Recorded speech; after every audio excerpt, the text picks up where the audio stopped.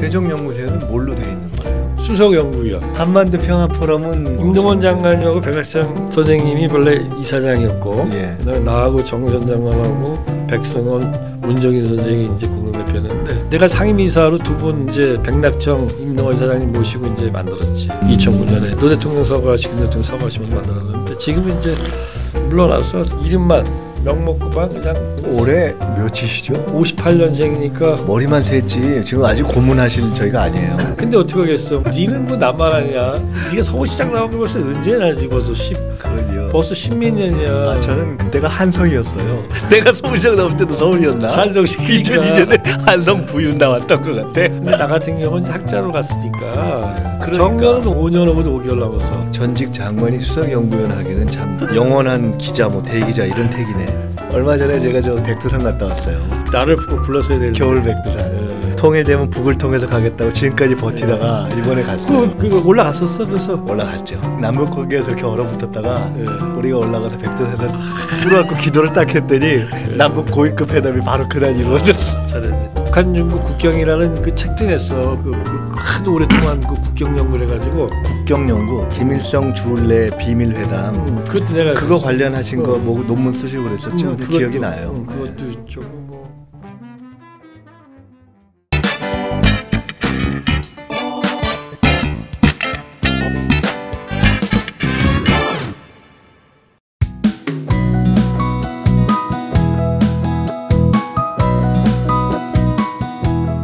안녕하십니까. 민주연구원의 공부하는 대담 민주공대 벌써 13회째를 맞이했습니다. 저희가 민주공대 1회 시작할 때 정세현 전 통일부 장관님을 모셨었습니다. 많은 걱정이 있었던 시기였습니다. 근데 이제 새로운 국면이 또 시작되고 있습니다. 남북관계, 한반도 정세, 새로운 국면이 시작되고 있는 바로 그 시점에서 오늘은 이종석 또 전 통일부 장관님 모셨습니다. 안녕하십니까? 예, 반갑습니다. 정말 저희가 시작하기 전에 한참 수다를 떨었지만은 참 반갑습니다. 예. 요새 근황이 그러면 세종연구소 수석 연구위원이시라고요? 제가 94년에 세종연구소에 취직을 했습니다. 그리고 중간에 세종연구소 규정에 공무원으로 파견됐다 나올 수 있게 돼 있어요. 그래서 그거에 따라서 휴직하고 공무원으로 있다가 다시 들어온 건데 지금은 수석 연구위원으로 있습니다. 94년에 세종연구소에 들어가셨던 거구나. 그러면은 통일부 장관으로 파견을 가셨다가 다시 연구를 하시는 거예요? 처음에 이제 파견 간 거는 2003년 1월 1일부로 그 노무현 대통령 당선자 인수위원회 인수위원 그런 거죠. 그다음에 이제 NSC 국가안전보장회 차장으로 청와대에서 또 3년 그리고 이제 통일부 장관 1년 그래서 4년 동안 그 정부에 다녀왔습니다. 정부의 파견을 마지막에는 장관급까지 갔다가 다시 원래 직장인 연구소로 복귀한 경우가 드물 것 같은데요. 많지는 않지만 아마 이공계통 쪽에도 몇 분은 있는 것 같습니다. 지금 말씀하니까 생각이 나는데 94년에 세종연구소인데 혹시 민족과 세계연구소라는 이름이 기억이 나십니까? 사실은 뭐 김 원장님하고 저하고는 거의 30년 가까이 됐죠. 김 원장이 이제 민주화운동하고 감옥에 있다가 나와서 공부 좀 하겠다 그러면서 뭐 연구소를 만들었잖아요. 제가 민족과 세계연구소. 저는 이게 이름은 거창하게 짓거든요. 민세연이야. 그래가지고 또 절 찾아왔죠. 그래서 같이 박선원, 골진화 같이 찾아와서 뭐 이거 좀 같이 좀 해주세요 그러는데 선배라고. 그래서 제가 내가 뭐 실장이나 이런 건 못하고 분과장 하나 맡겠다. 그래서 그 당시에 좀 어마어마했죠. 김민석 원장, 박선원 등이 이제 연구원이었고 제가 분과장이었던 국제분과가 있었습니다. 자, 설명을 드리겠는데 무려 30년 전에 요새 영화에 나오는 1987. 그때 제가 감옥에 있었거든요. 나와서 제가 뭔가 보람 있는 일을 해야 되겠다 싶어서 연구소를 만든 거예요. 근데 저는 실제로는 그걸 이렇게 조직하는 일을 했고 그때 이름은 이제 제가 그때 장명을 했어요. 거창하잖아요. 민족과 세계. 그냥 민세연 이렇게 불렀지. 그래서 그게 자리가 처음에 광화문에 있었습니다. 광화문에 있었죠. 근데 기억나실지 모르겠는데 거기를 거쳐간 분들이 이사장이 누구였냐면요. 예. 이부영, 고영구, 그리고 87년 김정남 유명한 김정남 선생이 예, 또 있었고. 그러니까 알죠. 예. 1987에 주역들이 다 있었던 거예요. 그 국정원장 하신 고영. 1987에 김정남 선생이 나오지만 그 김정남 선생을 또 고영구 당시 변호사님이 많이 도와주셨잖아요. 그 이부영 선생께서는 그거를 알렸고, 근데 그 주역들이 다 있었던 거예요. 이부영, 고영구, 김정남. 그리고 그때 제 기억으로는 그때 성대에서 처음으로 어떤 김일성의 독립운동에 대한 내재적 접근. 제가 그 당시 제가 그 성대에서 이제 박사 논문을 이제 썼는데 그 쓰는 직전에 뭘 했냐면은 연구를 하다 보니까 그 김일성이 만주에서 이제 그 항일 빨치산 운동을 했느냐 안 했느냐 가짜 김일성론이 그때 굉장히 유행했을 때였습니다. 근데 보니까 사실은 현재 북한의 김일성이 제가 북한 자료가 아니라 일제 때 관원 자료, 그다음에 이제 중국 공산당 자료를 가지고 이렇게 공부하다 보니까 그 김일성이 진짜 김일성이더라고요. 그러니까 만주에서 빨치산 운동원 그 궤적에 나오는 김일성이 북한의 지금 이제 본명 김일성 중인 김일성이어서 사실은 김일성이 진짜다. 그렇게 얘기해가지고 한때 또 파장이 많이 일었죠. 그때 거의 도망다니다시피 하면서. 지금은 뭐 그게 사실로 다 이제 인정이 됐지 않습니까? 그 기억이 나는 게 그래서 제가 아까 얘기를 가면 그야말로 학문적으로 소위 내재적 접근이라는 걸 처음 한 논문을 쓰셔서 내재적 비판적 접근. 내재적 비판적 접근 하셔서 그때 이제 논문을 쓰시고 상당히 그때는 이렇게 당국의 눈초리를 받았던 그렇습니다. 그때 우리 이종석 그 후에 장관님 거기에다가 그 후에 또 NSC에 일을 했던 박선원 지금 상해 공사로 갔지 않습니까? 총영사로 갔죠. 영사로 갔지 않습니까? 그 멤버들이 다 그 민세현 출신이에요. 그리고 고영구 변호사님은 제가 NSC 차장 시절에 그때 국정원장이셨죠. 그래서 같이 항상 NSC 상임위원회를 갖다가 그 간사 실무적으로 하는 사람이 저였거든요. 항상 이제 오시고. 제가 그때 이부영, 고영구, 김정남 이분들한테 매달 가서 돈을 뜯어다가 연구하시도록 제가 보태드리고 제가 그런 중요한 일을 했습니다. 아니 근데 뭐 저만 연구한 게 아니라 그때 김민석 원장이 공부하고 싶다. 그래가지고 같이 또 공부를 했죠. 했고 뭐 공부를 열심히 한 건 아니지만 또 열심히 했습니다. 뭐 그런 말씀을 이런 데서 하시면은 상당히 곤란합니다. 그게 남아서 지금 이제 공부를 더 하려고 오늘 이런 걸 하고 있죠. 갑자기 생각이 나는데 지금 김일성의 이제 나후 중에는 그의 물론 비중에 대한 평가는 차이가 있겠지만 그가 어쨌든 그런 항일 무장 투쟁을 한 것은 사실이다. 이런 어떤 것이 이제 정리가 됐지 않습니까? 내재적 비판적 접근. 최근에 제가 어떤 기사를 보다가 아주 흥미로운 걸 봤는데요. 김일성 주석의 아버지인 김형직의 친구이면서 나중에 김일성을 양아들처럼 했던 분이 있는데 손정도 목사님. 그렇죠. 손정도 목사님. 그 아들이 손원일. 거기가 해군 제독. 대한민국의 최초의 해군 제독인가요?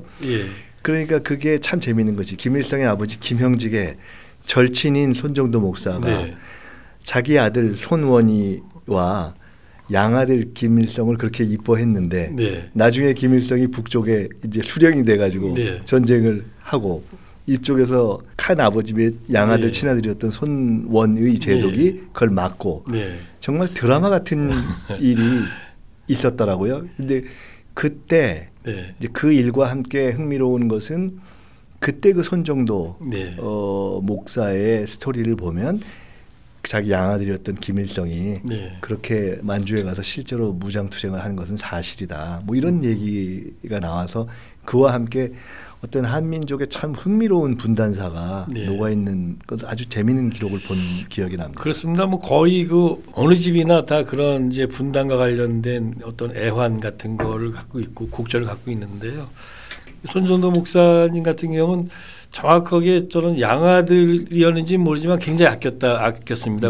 그건 저희들이 하여간 양아들 수준으로 아꼈다는 거. 양아들의 연을 맺었는지 안 맺었는지 모르지만 사실은 김일성 주석의 아버지 김형직이 청양에 있는 숭실학교를 다녔잖아요. 제가 숭실학교 출신입니다. 그 미션 아닙니까? 그 기독교 학교 아닙니까? 그리고 김형직도 기독교 그럼요. 그래 기독교 크리스천이었던 그렇기 거죠? 때문에 손정도 목사하고도 인연이 있고요. 그다음에 김일성 어머니 강반석은 반석이라는 게 뭐 저는 기독교인은 아니지만 교회 그렇죠. 반석 위에 서서 뭐 찬송가에도 많이 그래서 나오죠. 이제 나온 이름이고.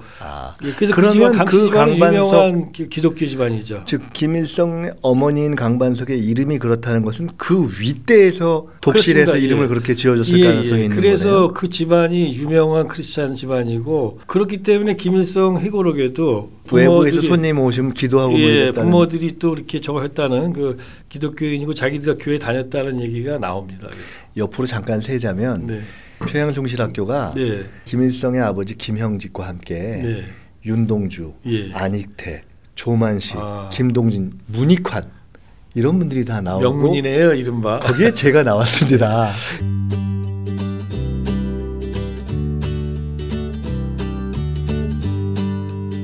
구명문, 신명문이 다 되겠네요. 그런데 그 자리가 참 흥미로운 것은 평양에 있을 때 숭실인데요. 지금 평양 소년궁전이 들어서 있답니다. 그렇습니까? 그래서 지금 100년이 넘어서 이 남쪽에 내려와 있는 평양 숭실 출신들 가운데는 지금 해외에도 많이 있는데 합창단이 유명합니다. 합창곡이 평화의 기도입니다. 그래서 언젠가 평양 소년궁전에 한번 가서 가셔야 되겠네요. 제가 그래서 그거를 추진 한번 하려고 그럽니다. 또 숭실학교가 우리나라 기독교 역사에서 굉장히 중요하다고 그럽니다. 전 통일부 장관님이 좀 도와주십시오. 갈 수 있도록. 저희가 지금 뭐 그런 그 정부에 있지는 않지만 최선을 다해서 민간에서 말씀이라도 잘해 주십시오. 노력을 하겠습니다. 옛날의 정을 생각해서. 그러겠습니다. 그 어떻습니까? 새 정부가 들어선 이후에 사실은 이제 남북 관계가 급속히 변할 걸로 기대했던 분들도 있지만 별로 그렇지 못했어요. 그리고 한반도 정세는 어려웠고 그래서 일각에서는 전통적인 진보적 시각이나 햇볕 정책의 시각에서 일하셨던 분들이 우리 장관님을 포함해서 뭐 정세현 장관님이라든가 상당히 우려와 또는 비판의 목소리를 낸 적도 있었습니다. 그러니까 뭐 채찍을 한 거죠. 그런데 평창올림픽을 이제 계기로 해서 대화 국면으로 전환됐지 않습니까? 현 시점에서는 그럼에도 불구하고 정부에 대해서 이건 조금 문제가 있다 정책에 이랬던 비판의 시각과 눈길을 여전히 유지하고 계시는지 현 국면은 어떻게 보시는지 어떻습니까? 저나 뭐 정세현 장관님도 마찬가지겠습니다만 저희는 뭐 문재인 정부가 출범하는데 아무튼 성원을 했던 사람들이고 또 나름대로 또 이런저런 일을 했는데 그러다 보니까 문재인 정부가 갑작스럽게 출범된 거 아닙니까? 정권이 이제 촛불혁명에 의해서 그러면서 통일외교 안보에서 문재인 대통령이 본래 갖고 있었던 그런 구상 이런 것들을 저희들이 해석하기에 초기에 워낙 어려운 국면에서 미국과의 관계도 그렇고 남북 관계도 그렇고 그래서 그랬는지 뭔가 이렇게 잘 뜻대로 그 방향으로 가는 것 같지 못하다고 생각해서 그럴 때일수록 오히려 그냥 뭐 잘한다라는 것보다 내재적으로 안에서부터의 그 자기 검열 그런 의미에서 저희들이 이제 쓴소리를 많이 했죠.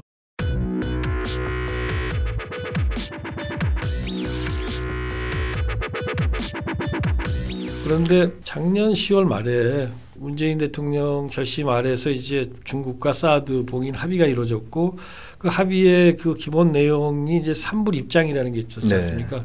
사드는 추가로 배치하지 않는다. MD를 갖다가 한국은 미국이 추구하는 MD 체계에 참가하지 않는다. 그다음에 한미일 간의 그 어떤 협력이 동맹으로 가지 않는다.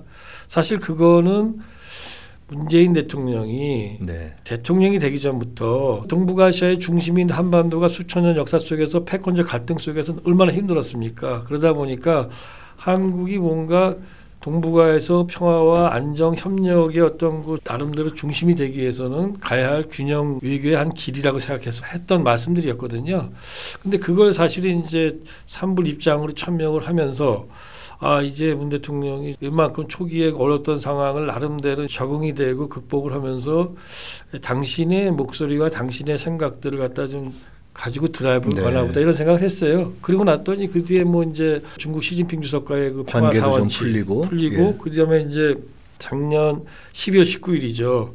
대통령께서 본래 굉장히 젠틀한 분이잖아요. 그러니까 다른 나라 특히 미국하고도 미국을 설득은 하지만 미국하고도 이렇게 충돌되고 막 이렇게 소리 나고 이러는 거를 별로 좋아하지 않으시죠. 성정상 그분이. 근데 이분이 그 미국하고 완전 합의가 되지 않고 협의가 되고 있는 상황이었는데 한미연합군사훈련 연기를 자신이 제안했다고 말씀하셨잖아요. 이거는 사실 상당히 중요한 메시지고 굉장히 중요한 전략적 결단입니다. 그런 각도에서 비판하던 분들의 입장에 볼 때는 상당히 강한. 그렇죠. 그러니까 대통령이 왜 이 말씀을 했냐면 평창올림픽을 성공적으로 개최하고 평창올림픽을 계기로 해서 한반도의 평화가 증진될 수 있는 뭐 평창올림픽을 좀 뭔가 계기로 삼겠다는 말씀을 계속 하셨잖아요. 네. 이제 그러기 위해서는 뭔가 평창올림픽 기간 중에 어떤 그 평화의 분위기, 즉 북한이 도발하지 않고 또 우리도 또 나름대로 평화를 증진할 수 있는 분위기가 돼야 되는데 그거는 한미 연합군사훈련의 연기가 거기에 중요한 하나의 그 계기가 될 거란 말이죠. 뭐 사실은 우리가 지금 평창올림픽 때문에 유엔에 가서 네. 평창올림픽 기간 중에는 뭐 어떠한 그 전쟁이나 그런 행위들을 하지 말자라는 휴전결의안을 우리가 주도했어요. 네, 네. 그렇기 때문에 북한은 도발하지 마라. 그러면서 우리는 뭐 북한의 도발에 대비한 방어 연습이니까 하도 된다라고 하면서 평창올림픽 기간 중에 한미연합군사훈련을 할 수는 없는 거거든요. 그렇죠. 그래서 그건 당연히 중단을 할 수밖에 없지만 어느 시점에 중단하는 게 중요합니다. 만약에 북한의 도발이 두려워가지고 평창올림픽 직전 지금쯤 만약에 중단한다면 북한에게는 오늘 같은 상황은 안 열렸겠죠. 메시지가 안 되는 겁니다. 그러다 보니까 대통령께서 아마 제 생각엔 12월 중순에 그냥 강하게 말씀하셨고 그렇기 때문에 김정은의 신년사가 나올 수 있는 중요한 배경이 됐다. 그렇게 보면 사실은 문재인 대통령의 통일외교안보 정책에 대한 기본적인 길이 방향이 처음에는 정하느냐고 어려움이 많았지만 작년 10월 말 이후에는 일정한 궤도로 방향을 잡았다. 저희가 볼 땐. 그래서 그때부터는 뭐 잘못하면 쓴소리하지만 방향이 맞으면 열심히 이제 파이팅을 외쳐야 되는 거 아닙니까? 그런 차원입니다. 이렇게도 해석할 수 있을 것 같아요. 지금 장관님 말씀을 뒤에서부터 정리해 보면 이 시점에서는 대통령의 어떤 외교안보 통일 정책이 제궤도도 잡았고 그 결과 어쨌든 평창이라는 계기를 잘 활용해서 남북 관계에도 지금 물꼬가 트이기 시작하고 있다. 일단 그렇기 때문에 현재는 뭐 비판할 대목보다는 잘 가도록 밀어줘야 한다. 이것이 하나 있고요. 그다음에 이렇게 된 과정에는 유엔에서의 어떤 여러 가지 국제적 환경 때문에 어차피 평창 기간에는 평화를 지키자 하는 국제적 합의를 만들기가 유리한 조건이었지만 그러나 그것도 실기했다면 이런 환경을 만들기 어려웠을 텐데 그렇습니다. 대통령이 상당히 일찍 미국과 완전 합의가 안 된 상황에서 그 이전까지와 비교한다면 상당히 과감하게 한미연합훈련을 일시 중단할 수 있다는 얘기를 함으로써 이러한 국면을 만드는데 굉장히 결정적으로 대통령의 역할을 했다는 거고요. 그렇습니다. 그 전에 그런 점에서 이제 우리 장관님이나 또 정세현 장관님 같은 분들이 아 이거 좀 제대로 못 가는 거 아니야? 너무 물른 거 아니야? 이런 걱정 때문에 한편 자기검열 차원에서 비판도 했지만 한편으로는 비판일 수 있고 또 한편으로는 그런 것이 힘을 실어줄 수도 있는 거 아닙니까? 사실은 그렇습니다. 정부의 협상력이라든가 대통령에게 이런 얘기가 있다고. 자, 그렇게 하나를 정리해 보고 제가 드리고 싶은 말씀은 뭐였냐면 사실은 그때 이제 장관님이나 정세현 장관이 막 이렇게 목소리를 내실 때 민주당 내에도 그렇게 생각하는 사람들이 왜 없겠습니까? 전통적인 햇볕 논자도 많이 있고 저희들도 야 트럼프 대통령이 저렇게까지 얘기하면 조금 더 세게 얘기해야 되는 거 아니야? 조금 더 북한에 대해서 제재와 압박뿐만이 아니라 대화 요구도 강하게 해야 되는 것이 아니야? 이런 얘기가 있었죠. 그렇지만 대통령의 어떤 큰 방향에 전술적인 힘을 몰아줘야 되기 때문에 당으로서는 훨씬 더 소리를 자제할 수밖에 없는 거 아닙니까?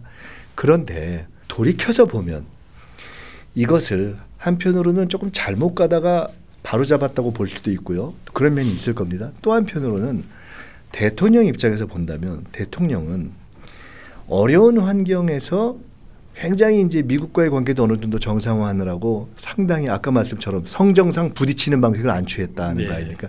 이렇게 가다가 결정적으로 남북 관계를 포함한 한반도 정세를 변화시킬 수 있는 고리를 평창올림픽으로 본 거 아닌가.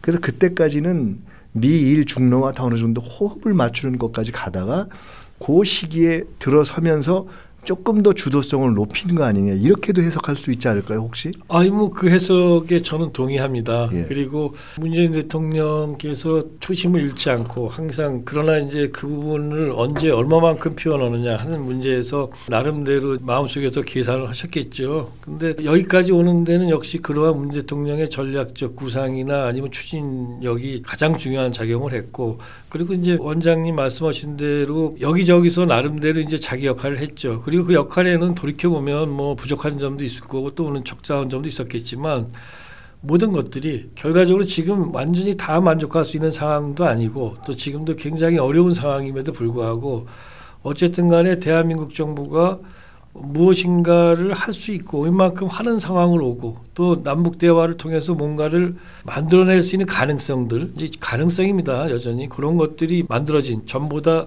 그래도 괜찮은 조건으로 오는 데에는 여러 사람들의 역할들. 그럼요. 허다못해 저희 같은 사람들의 쓴소리까지 포함해서 다 역할들이 저희는 그것 또한 전적으로 인정합니다. 왜냐하면 결국은 국민 여론이 중요한 거. 이게 대북 관계도 정치 아닙니까? 큰 정치. 네. 그 여론이 중요한데 그 여론을 만들어가는 데 있어서 여러 가지 국제 환경을 봐서 조심스럽게 가야 되는데 원칙은 이렇게 가야 된다라는 얘기를 장관님이나 정세현 장관 또는 문정인 특보 같은 분들이 해주신 것이 네. 굉장히 큰 버팀목이 되었다. 저희는 그걸 또한 인정해서 그런 어떤 지혜가 서로 작동한 거 아닌가 하는 생각이 들고요. 역할 분담을 앞으로도 더 잘해야 되겠죠. 그럼요. 그래서 네. 과거에 네. 저희가 가끔 이런 얘기를 합니다. 농담처럼.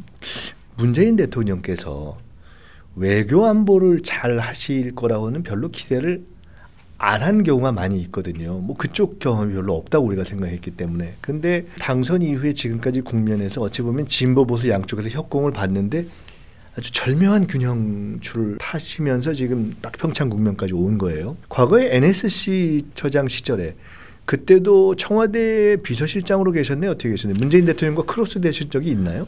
저는 이제 문재인 대통령과 같이 청와대에서 근무를 꽤 그래도 긴 시간 한 편인데요. 아 그런가요? 뭐 하셨을 때 감히, 문재인 대통령은 뭐 하셨나요? 감히 참 지금 말씀드리기가 어렵고요. 왜냐하면 문 대통령께서는 이제 민정수석 또 시민사회 수석 하실 때였고 저는 이제 네. NSC 차장이니까 네.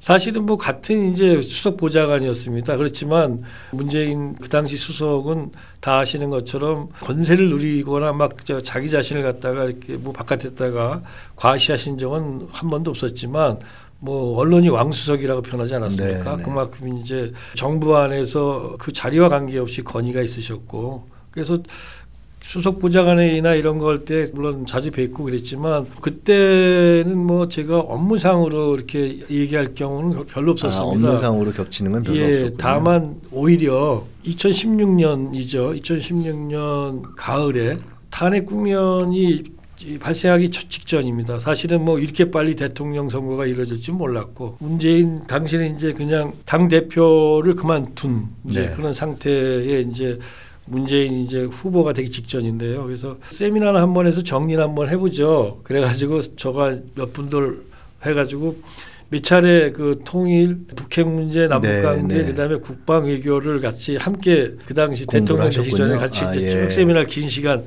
만나서 같이 쭉 정리를 해봤습니다. 그래서 한편으로 이제 그 동안에 정리가 얼마큼 되셨을까 저도 궁금했고 또 한편으로 저는 이제 그 다음에 뭐 북경대학으로 제가 강의를 하러 초빙 교수로 나가게 돼 있어서 한번 그 전에 그런 걸 해보고 싶다 그래서 했는데 그때 사실 조금 놀랐어요. 2012년 대선 과정에서도 저희가 그 당시는 전직 통일부 장관들이 다 함께 모여가지고 이제 남북경제협력위원회 뭐 이런 걸 만들어서 도와드린 적이 있었거든요. 그런데 그때도 물론 뭐 여러 가지 소상하게 잘 알고 계셨지만 2016년 가을에 같이 이 세미나 하면서 느낀 거는 하여튼 매 분야에 대해서 통일외교안보 분야에 대해서 너무나 하나하나에 대해서 아주 정확하게 나름대로 상황을 파악하고 계셨고 디테일까지. 네, 그리고 뭐 무엇이 그 상황에서 어떤 것이 문제인가 이런 것까지도. 그러니까 예를 들어서 그런 거였어요. 미국의 이른바 선제 타격에 대한 얘기였습니다. 이제 북한이 핵을 갖다 자꾸 이제 그 시험하고 도발하니까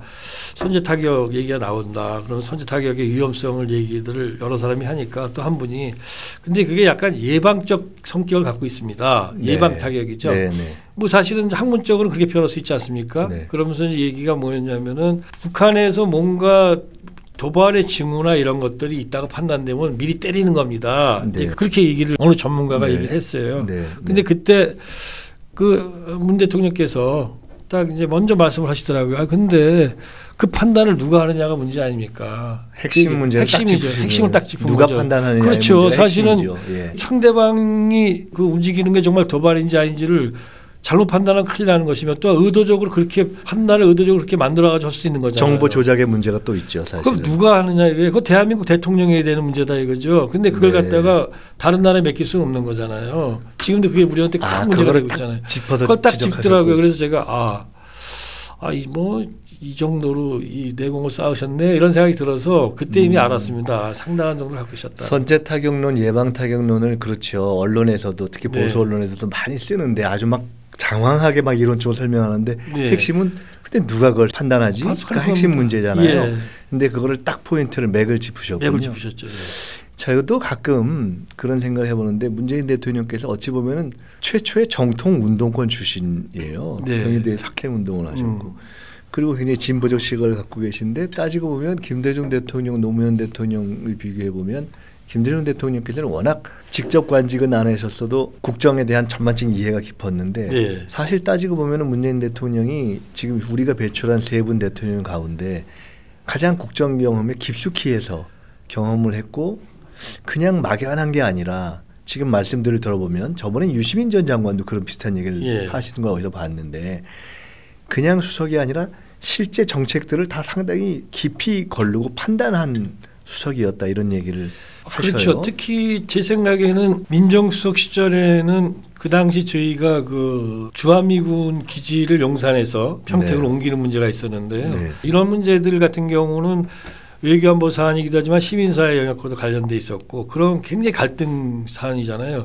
그래서 갈등 조정 관련돼서 이제 민정 쪽에서도 많이 이제 나름대로 참가를 하게 되는데 그런 경험도 많이 하셨고요. 특히 비서실장 시절에는 뭐 저는 그때 안 있었지만 저는 그때는 나와 있었는데 그러나 이제 얘기를 들어보면은 노 대통령께서 특히 그 통일외교 안보 분야에 대해서도 비서실장한테 좀 의견을 많이 구하시고 또 실제로 NSC 상임위원회에 들어가셔서 뭐 이런저런 역할을 하셨는데 워낙 이제 당신이 뭐 말을 남들한테 내세우는 스타일이 아니니까 조용히 듣고 이제 이런 걸 많이 하셨죠. 그러나 실제로는 외교안보 분야에 대해서 상당히 지켜볼 기회가 있으셨던 상당히 거네요. 많았죠. 어떻습니까? 지금 이제 평창 국면이라고 볼 수 있는데 아주 그냥 객관적으로 볼 때 소위 김정은의 의도가 뭐냐. 물론 지금 얘기하는 것 모두의 종합일 수도 있지만 이게 과연 대화를 정말 하고 싶은 거냐. 진짜 본인 말대로 진심으로 민족의 이 격자를 축하하는 거냐. 아니면 핵과 경제 병진 노선에서 핵이 이제 어느 정도 됐으니까 이제 경제 쪽으로 초점을 돌리기 위한 전환 전술이냐. 아니면 이게 제재가 너무 이제 부담스러워서 조금 이거 털어보려고 하는 시간 벌기냐. 물론 이 다일 수도 있지만 이게 다 다른데요. 어떻게 보시나요? 아무리 그 북한에 대해서 전문성을 갖고 있다 하더라도 그 뭐 추정한다는 거는 어려운 일이죠. 또 누구나 다 추정할 수 있고요. 그렇기 때문에 뭐 북한에서 공식적으로 얘기하는 거는 어쨌든 간에 평창 올림픽 성공 개최를 자기들이 바란다. 물론 자기네들의 이제 9월 9일 정부 수립일에 대해서도 이제 경축이라고 하겠다 그러면서 얘기를 하고 있고요. 그런 점에서 뭐 그들의 공개적 의도에 대해서는 순수성을 얘기하고 있지만 또 많은 분들이 내면에 이면에 어떤 속셈이 있다고 생각을 하는 거 아니겠습니까? 그래서 제일 많이 얘기되는 건 역시 제재와 압박을 회피하기 위해서 하는 거 아니냐 이제 그런 얘기들을 많이 하시고요. 또 그렇게 볼 수 있는 소지가 많이 있습니다. 그런데 이런 게 있어요. 북한이 지금 평창에 대표단을 파견하고 남북 대화가 잘 된다고 해서 북한에 대한 현재 제재와 압박이 회피되는 건 아니에요. 왜냐하면 현재로서는 그렇죠. 이 평창의 이런 분위기가 북한 핵 문제와 관련해서 뭔가 진전이 있어야만 그다음에 제재를 완화하거나 이런 얘기가 될 수 있는 거지. 그 이전의 현재 상황에서는 뭐 사실은 평창 올림픽이 있다고 해서 뭐 국제사회가 제재를 완화시켜주는 것도 아니고 뭐 하다못해 우리가 지금 북한에 뭐 우리 대표단이 올라갈 때 경유를 가지고 가느냐 마느냐 이런 뭐 얘기까지 있을 정도로 그랬거든요. 그거 아니라 이거죠. 그렇다면은 또 하나는 그러면 북한이 이제 핵무기를 만들었으니까 핵 무력 완성을 선언했잖아요. 물론 그 선언에 대해서는 전문가들 사이에서는 논란이 좀 있어요. ICBM급 화성 15형을 갖다가 작년 11월 29일 날 시험 발사한 다음에 북한이 핵무력 완성을 선언을 했는데 문제는 전문가들은 저는 뭐 기술적 전문가는 아닙니다. 그런데 얘기가 북한이 추가로 최소한 몇 번은 해야지만 완성되는 게 아니냐. 하다 못해 그럼 북한의 그런 대륙간 탄도미사일이 대기권을 넘어갔다가 대기권은 다시 진입을 해야 되는데 진입할 때는 그야말로 그 금속재가 네. 어마어마한 마찰열 때문에 다 타잖아요. 재진입 당시 재진입에 대한 그런 기술을 갖고 있느냐 뭐 등등 많이 얘기를 하고 있습니다. 그런 점에서 전문가들이 볼 때 서방 전문가들이 볼 때는 조금 남았다 이렇게 생각을 해요. 그런데 좀 남았는데 그러면 왜 선언했을까요? 더욱이 북한 김정은은 지금까지 보면은 자기가 하겠다고 한 거를 정확하게 해왔습니다. 대부분 그게 맞았죠. 외부에서는 의심하는데 나중에. 그런데 이번에는 아니라는 거죠. 그렇다면 이건 좀 엉성한 거잖아요. 그 얘기는 뭔가 그럼 지금은 협상의 여지를 남겨놓은 건 아닌가. 일단 자기는 핵무력 완성이 됐다고 얘기하고 있어요. 근데 문제는 추정해볼 여지가 조금 있죠. 근데 왜 이런 말씀을 드리냐면은 지금 북한 김정은이 왜 그럼 핵을 만드는가, 왜 핵 개발하는가에 대해서는 크게 두 가지 우리가 목표를 얘기하고 있습니다. 하나는 아마 지금 얘기하는 것처럼 북한의 체제 안전 담보용으로 핵을 만들 거다. 또 하나는 김정은의 권력을 공고화하는데 이 핵 개발 과정을 갖다가 이용하는 거 아니냐. 이게 크게 두 가지로 보는데 그 뒤에 후자 김정은의 권력 공고화는 이미 실현이 됐습니다. 특히 트럼프 대통령이 김정은하고 말폭탄 싸움을 하는 바람에 내부는 더 단단해졌겠죠. 북한에서는 뭐 지금 아마 김정은은 지금 세계 최강 대통령 트럼프와 이 한바탕 해가지고 지지 않았잖아요. 저 사회는 지지 않았으면 이긴 겁니다. 그러다 보니까 내부의 권력 공고화는 이미 완성이 됐고요. 그렇게 보면은 핵 하나 남은 거 아닙니까? 그렇다면은 핵을 갖다가 핵무력 완성을 선언한 다음에 자기들이 정말 핵을 가지고 가든지 아니면 미국이 북한에 대해서 뭔가 체제 안전 보장을 정확하게 해주면 나름대로 좀 협상의 여지를 갖고 할 수도 있다고 생각하는 거 아닐까. 그런 점에서 이번 북한의 의도는 좀 더 협상 국면에 대한 생각을 단순히 남북관계가 아니라 종합적인 그 협상 국면에 대한 생각을 좀 하고 있는 거 아닌가 그런 판단도 해봅니다. 특히 만약에 평창올림픽에 북한이 참가하는 것만 갖고 이번 국면을 봤다면 김정은 위원장이 신년사에서 그렇게 구체적으로 평창올림픽에 대한 얘기를 갖다가 아주 깊게 얘기할 필요가 없었는데 이번에 김정은 위원장의 신년사, 신년사에는 재밌는 게 국제관계에 대한 자기의 올해의 계획은 빠져 있습니다. 그거는 뭐냐면 국제관계, 대외관계는 0부터 100까지 자기가 국제관계는 다 열어놓고 있다는 뜻이죠. 그런 점에서 저는 북한 김정은의 의도를 다양하게 이제 해석들 하시는데 어떻게 보면은 한편에서는 김정은이 좀 더 큰 국면에서 필요하다면 협상도 할 수 있다는 것까지를 내포한 거 아닌가. 그 얘기는 뭐냐면 우리가 좀 뭔가 그 지점을 잘 활용할 필요가 있다는 얘기겠죠. 이거다라고 딱 찍기보다 이거는 아닌 것 같다라는 걸 만약에 걸러나가는 방식으로 본다면 지금 말씀을 들어보면 제재를 피하기 위해서다. 지금 남북 대화를 한다고 해서 당장 제재가 풀리는 건 아니고 확실하게 핵 문제까지 뭐가 연계가 돼야 제재가 풀리니까 북한도 바보가 아닌 이상 이게 당장 제재 풀려고 하는 건 아니다 이렇게 볼 수 있고 그리고 말씀하신 내부 공고화는 뭐 이미 공고하다. 아주 흥미로운 말씀하셨는데 트럼프하고 막 말싸움하면서 이미 내부에서는 완전히 어깨에 힘이 들어갔다. 저 안에서는 아마 거의 절대적 힘을 갖게 됐을 겁니다. 흥미롭네요. 아니 우리가 생각해보면 아시죠? 그렇겠네요.